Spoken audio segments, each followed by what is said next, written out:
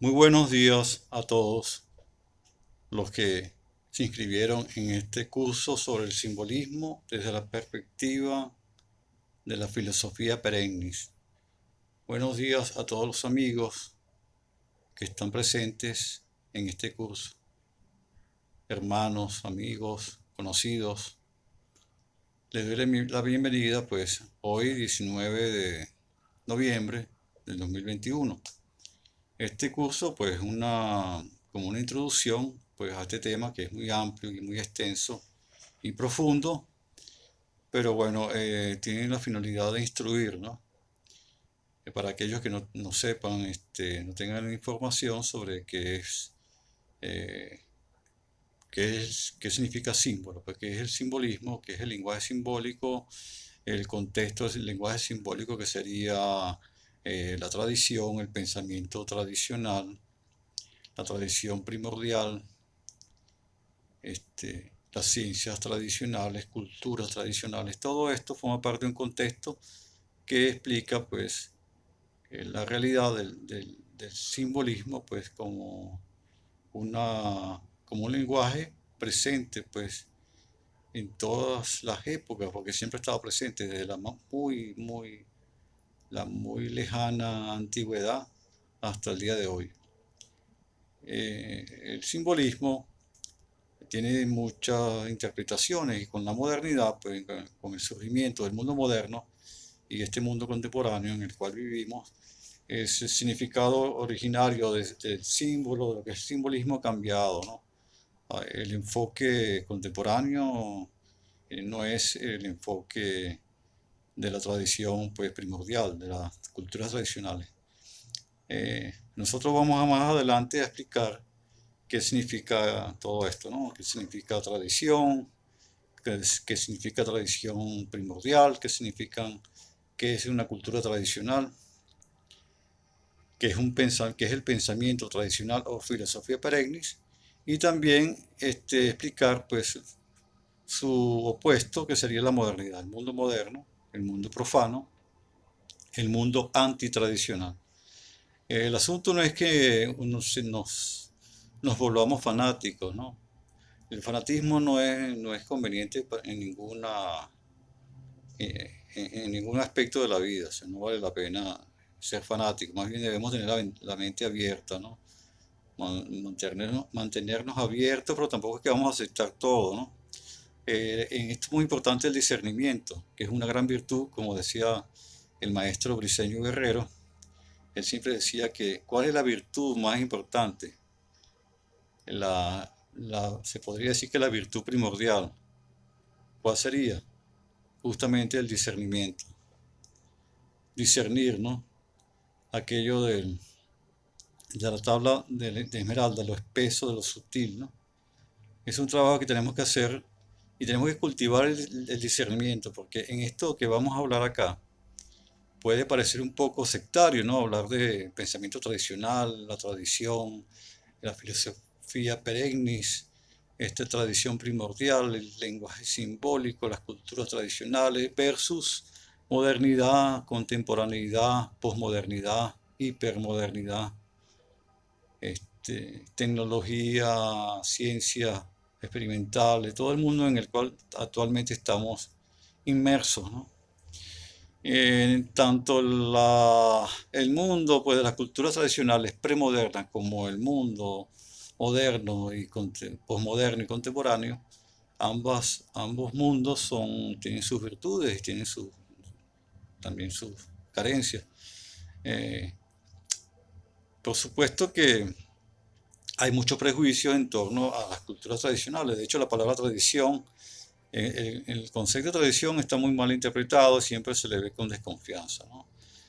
Nosotros que somos de la generación de los años 60, bueno, en los años 60 estaba naciendo, pero nosotros crecimos bajo esos postulados de la vanguardia, de la revolución hippie, de todos esos cambios de paradigmas y el New Age y esa infinidad de grupos que llegaron a Estados Unidos Occidente de Oriente, y maestros que en el fondo no son tan maestros, ¿no? Más bien podríamos hablar de pseudo maestros. pero que impregnaron toda una cultura de los años 60 y 70 y hasta el día de hoy, que es lo que llaman New Age, que hay que hacer muy agudo con respecto al New Age, porque el New Age puede tener sus, como todo, sus virtudes, ¿no? Pero para estimular a personas que nunca han tenido contacto con las realidades del mundo espiritual, pues puede ser una especie de estímulo, iniciarse con alguna lectura de algún escritor de esta tendencia, ¿no? Pero yo pienso que para el buscador más que quiere profundizar, ya sin tantas mentiras y engaños, y entrarle pues con temor y temblor, como decía el profesor Briceño Herrero, entrarle con temor y temblor, pero con coraje a estos estudios del pensamiento tradicional. Eh, Porque allí se encuentra realmente la semilla pues, de un conocimiento auténtico. Y esto no lo estoy diciendo yo con fanatismo, hay que tomarlo pues, todo esto hay que tomarlo como decía, vuelvo a repito, el maestro Briceño, cum grano, cum grano salis, como un grano de sal. O sea, uno tiene que tomar aquello que uno piensa que para uno, que a uno le sirve, para uno es útil. Uno toma de aquí, uno toma de allá. Uno toma de una tradición esto y esto me interesa, esto no tanto y así, ¿no?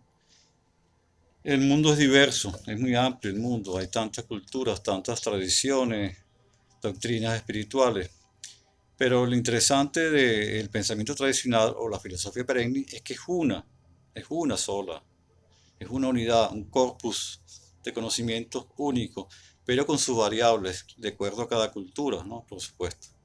Entonces tenemos el hinduismo, una cultura determinada, el hinduismo.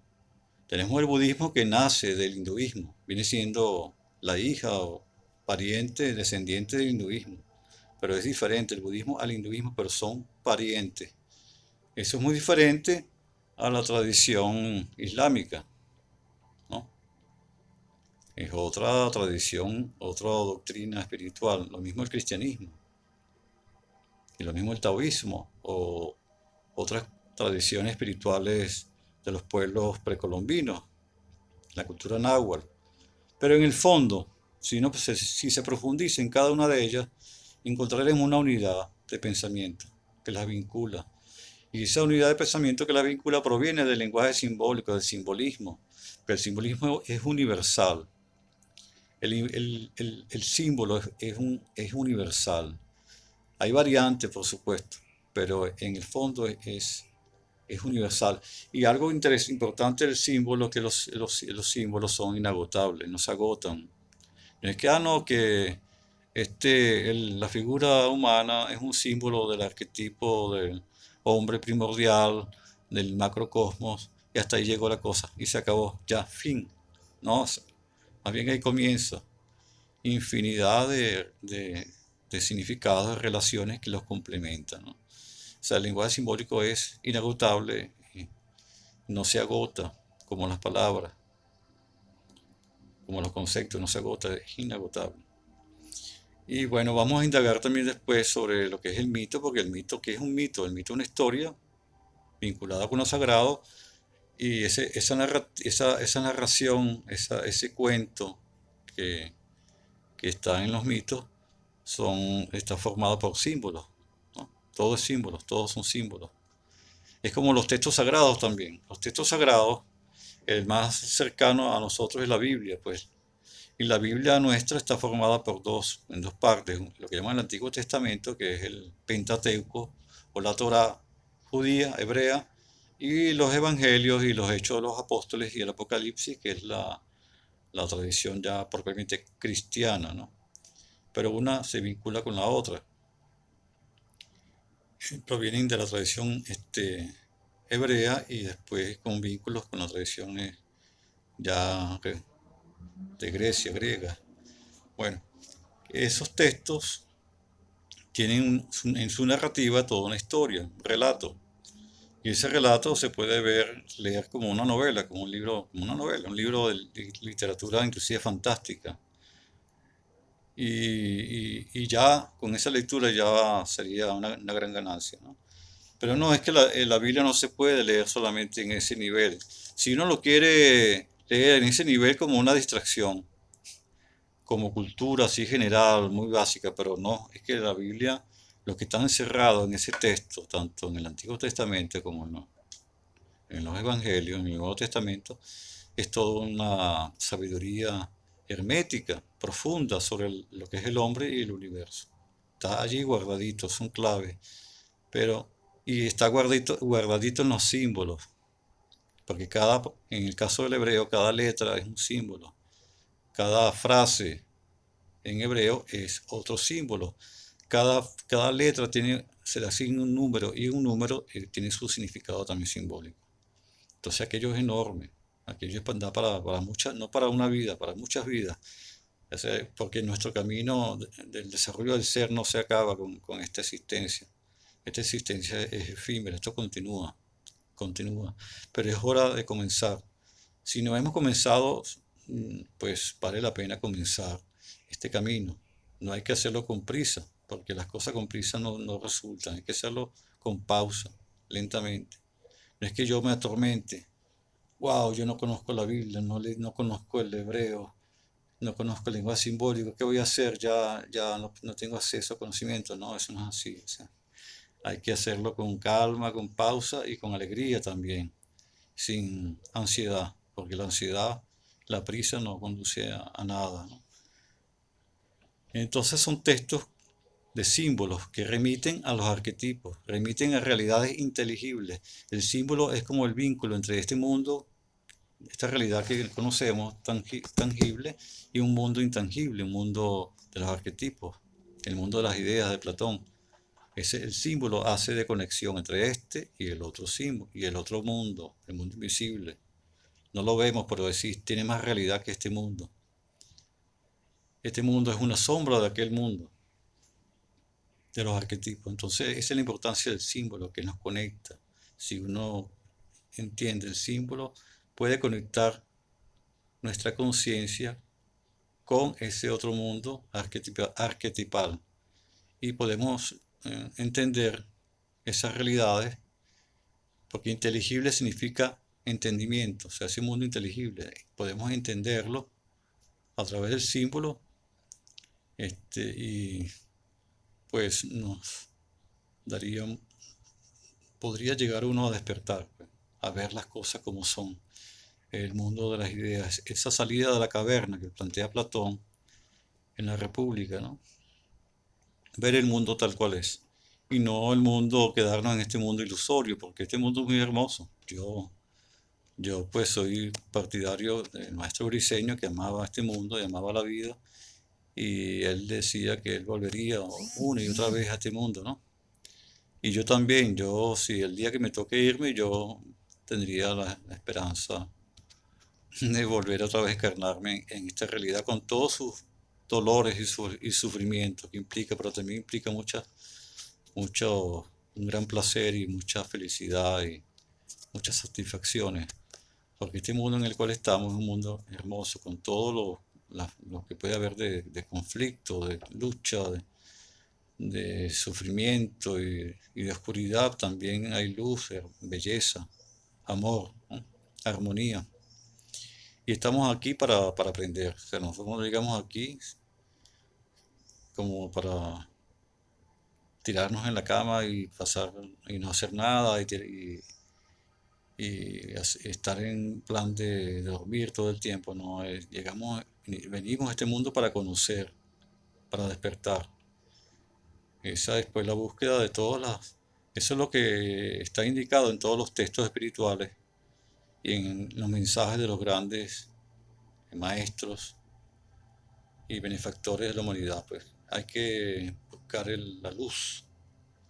Cuando Goethe, el gran escritor alemán, Goethe, el autor del Fausto, entre otros libros, Goethe, que fue un iniciado y fue un hombre muy elevado espiritualmente, Goethe, dicen que cuando él ya estaba antes de morir, él dijo luz más luz. Eso es el sentido de la existencia, buscar la luz, la armonía, una salud interna, espiritual. Y bueno, no es que en este curso yo no voy a dar clave ni nada por el estilo, no corresponde pues, a este curso. Este curso es informativo. Y lo que yo digo acá tampoco es el pensamiento original de nadie, o sea, ni mucho menos mío. Yo simplemente soy portavoz, un portavoz muy, muy bajo, muy elemental, pues. Así como René Guénon, por lo menos, que fue un grande, uno de los grandes, René Guénon o Ananda Kentish Coomaraswamy o Friedrich Schwann, Titus Burckhardt, y todos ellos son pensadores de de la filosofía perenne en el siglo XX, fueron contemporáneos. Ellos no eran filósofos con ningún sistema de pensamiento original, para nada. Ellos fueron pensadores que solamente transmitían, eran portadores de una tradición.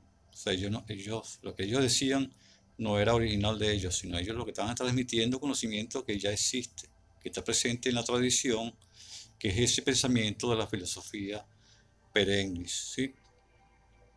Y la estructura, como la base de todo esto, es el símbolo, porque toda esta sabiduría se expresa a través de símbolos. El lenguaje simbólico, por lo tanto, toma una gran importancia.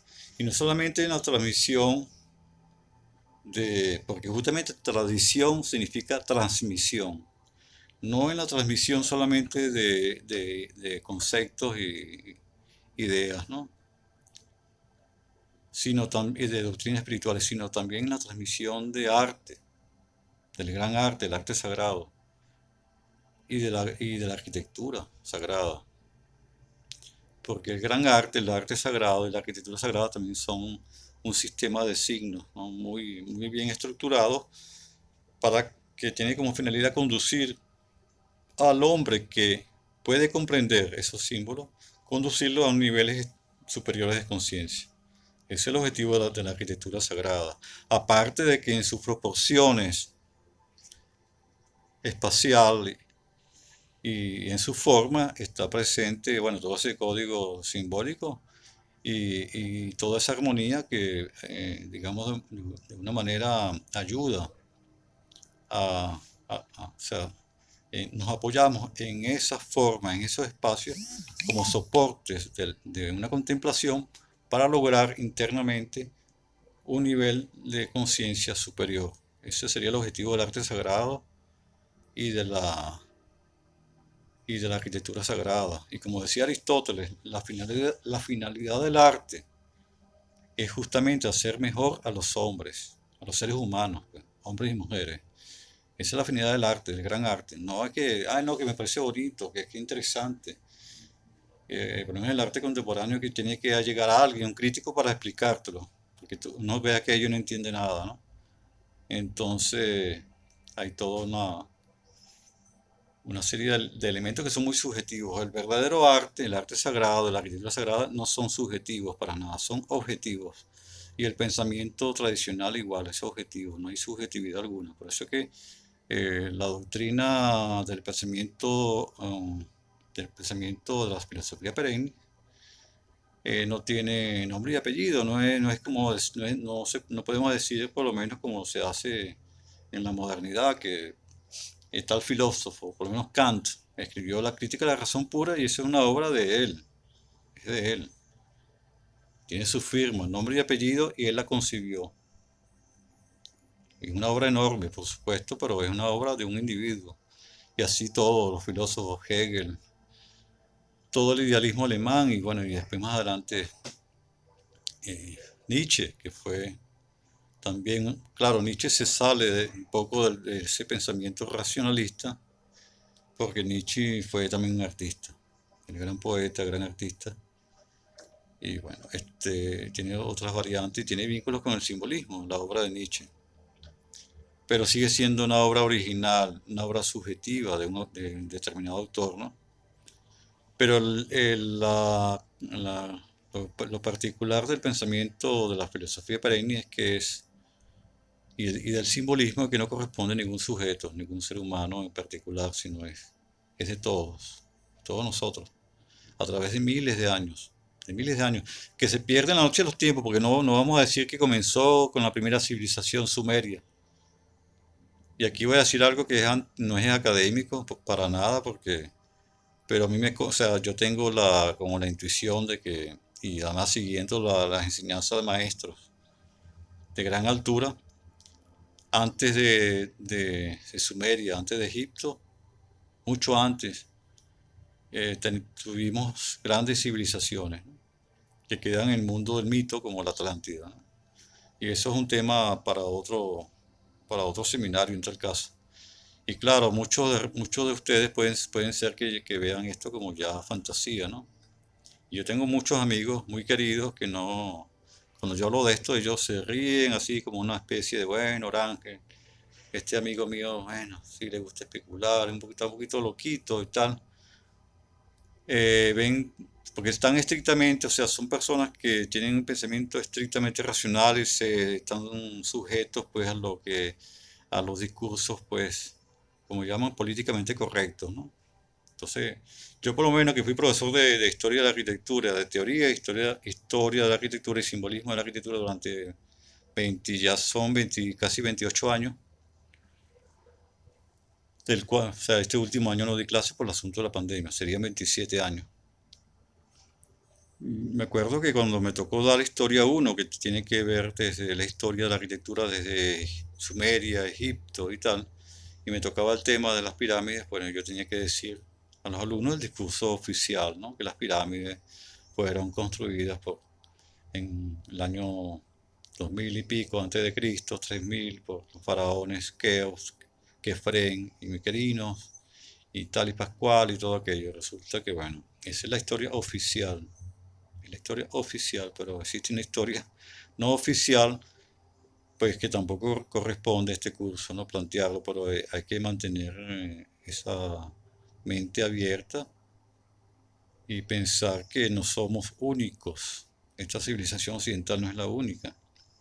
Y es interesante ver en Platón, en el Critias, cuando se habla de la Atlántida, un antepasado de Platón, Solón, que estuvo en Egipto, entre sacerdotes egipcios, ellos le dijeron a Solón que los griegos eran unos niños, unos infantes, y que la historia de la humanidad era mucho más antigua de lo que se pensaba, y que han habido muchas humanidades. ¿Qué significa humanidades? Una humanidad es que una civilización determinada que nace, crece, llega a un clima, después hay una decadencia hasta su destrucción y finaliza y después surge otra humanidad. Y estamos hablando de miles de años. Entonces nosotros pensamos que la única civilización existente en este planeta pues es la egipcia perdón, desde Sumeria, Egipto hasta el día de hoy, ¿no? Hasta el siglo XXI. Pero según la tradición, y esta tradición es oral también, no solamente escrita, es oral, fundamentalmente fue oral, nosotros somos más viejos. Se han habido varias humanidades, varias civilizaciones antes de la que actualmente conocemos. Bueno, ese no es tema ya de este curso, pero me estoy como, pero es la idea, estoy contextualizando, ¿no? Bueno, entonces, bueno, seguimos para próximamente ya comenzar. Esta es una introducción, lo que estoy hablando yo ahora, ¿no? Entonces quiero también aclarar lo siguiente, entonces tampoco debemos volvernos fanáticos del pensamiento tradicional, ¿no? Y todo esto, porque bueno, yo por lo menos, y todos ustedes nacimos en el siglo XX, a mediados, los más viejos, los más jóvenes han nacido a finales del siglo XX y estamos muy imbuidos en los valores del mundo contemporáneo, vinculados con los logros de la ciencia, de la tecnología, y ahora más que nunca, ¿no? Entonces, pues no es que vamos a denigrar de la ciencia y de la tecnología para nada.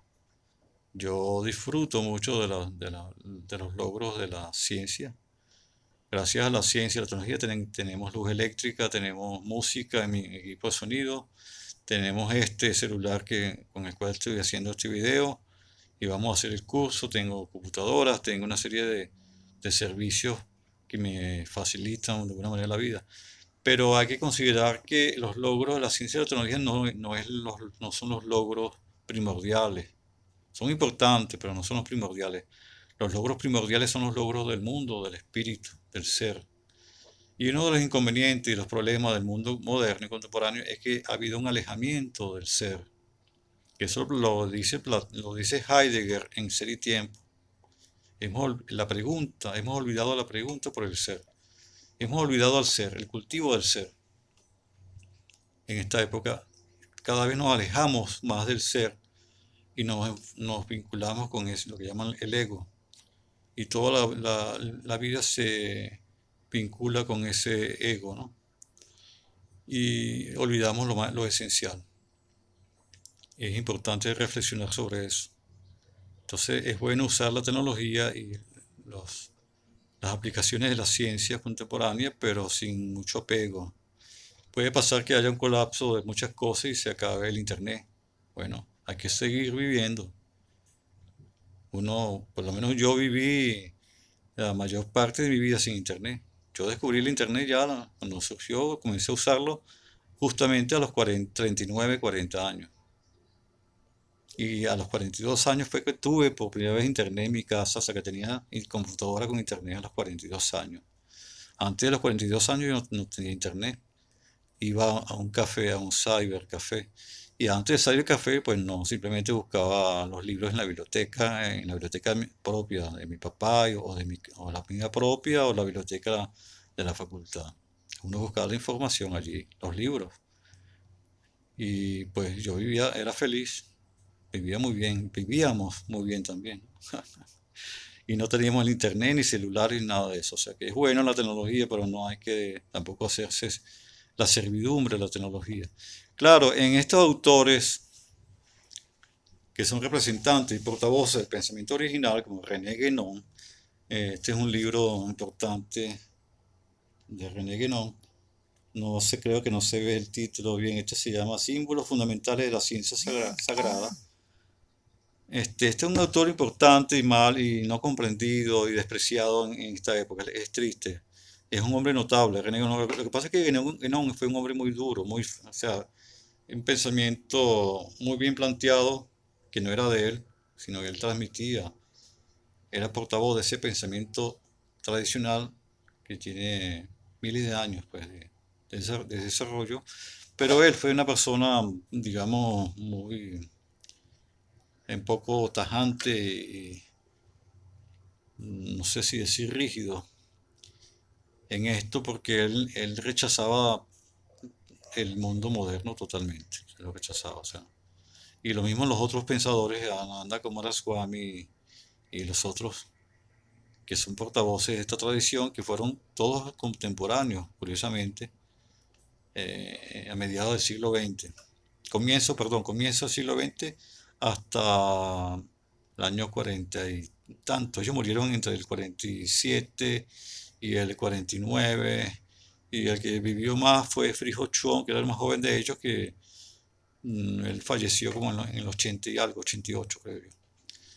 Pero ellos digamos, se apartan de la modernidad. Claro, ellos consideran, hay otro punto importante que hay que considerar en esto, es que nosotros creemos, los modernos, y cuando yo digo modernos, ¿a qué me refiero?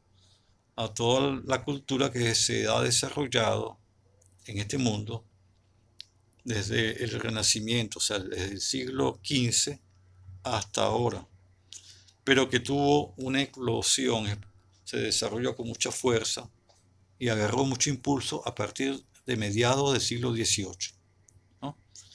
Ahí, pues, con el surgimiento de las ciencias experimentales, la revolución industrial, la ilustración francesa, la idea de la república, el rechazo al antiguo régimen, a la monarquía, etcétera, ¿no?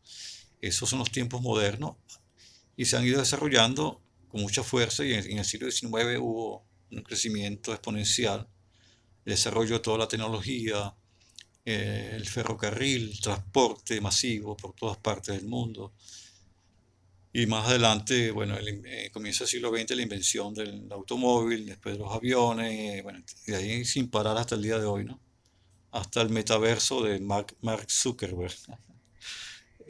Y el transhumanismo y esto que está ahorita en la nanotecnología y todo esto del día de hoy, ¿no? Entonces, estos pensadores de la tradición, del pensamiento tradicional, son de alguna manera, son muy críticos con el mundo moderno y con el arte moderno también.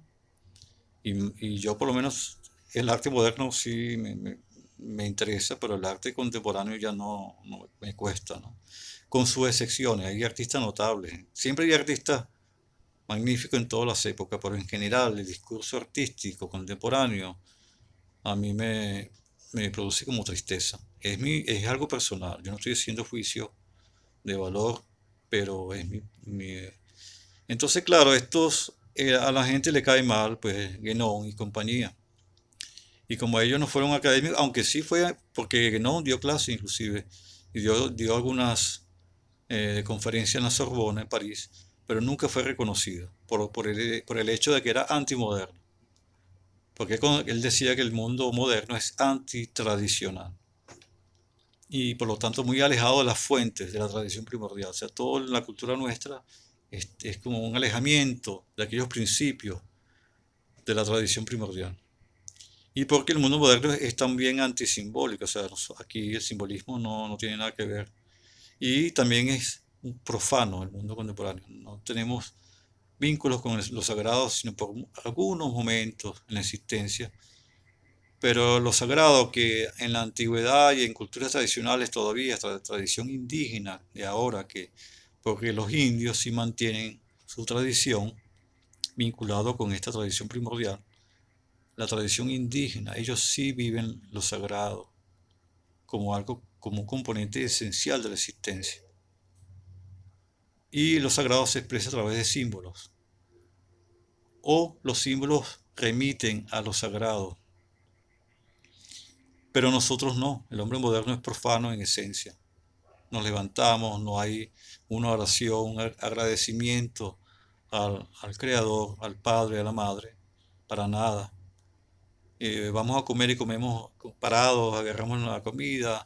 Hay familias donde la hija se para, el hijo se levanta primero, come, pica algo, se va para el colegio, después llega el papá, va a comer y cada quien come por su lado y se van. Es una cosa de que no hay unión, no hay, sino que cada quien va por su lado.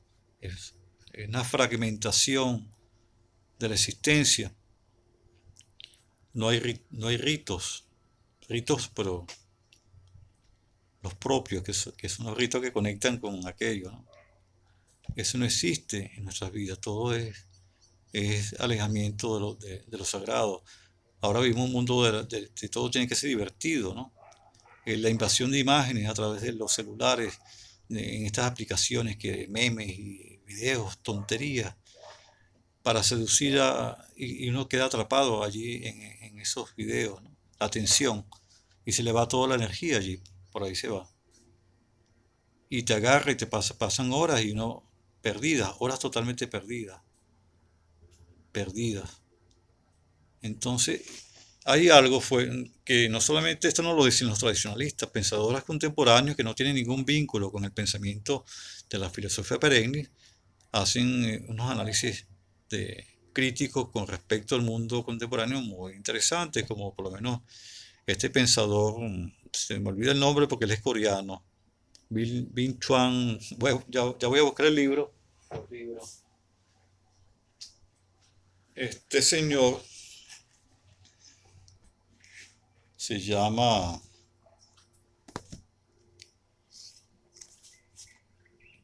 Byung-Chul Han, ¿no?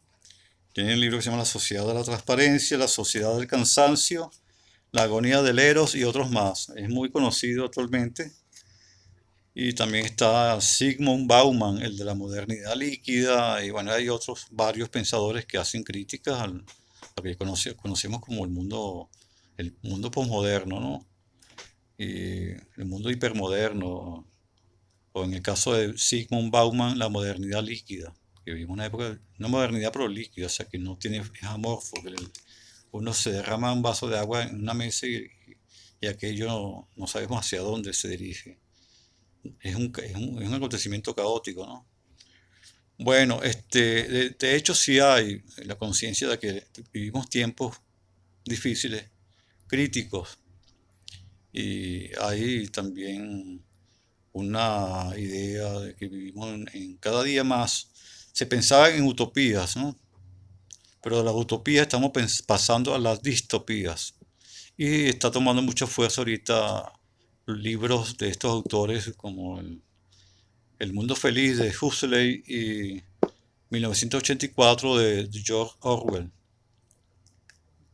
que son obras distópicas. O sea, distópicas son realidades eh, que no son normales, pues son caóticas, que conducen al hombre a una existencia de mucha angustia y alejamiento de la verdad y todo esto, ¿no? Bueno, entonces, bueno, ya creo que como introducción al tema, siempre se me va a pasar muchas cosas y después cuando yo termine, al terminar esta introducción, después voy a decir, wow, se me pasó tal, ¿no? Pero bueno, hasta aquí llegamos y espero que les guste este contenido y desarrollo de este curso. Vale, hasta luego, estamos en contacto.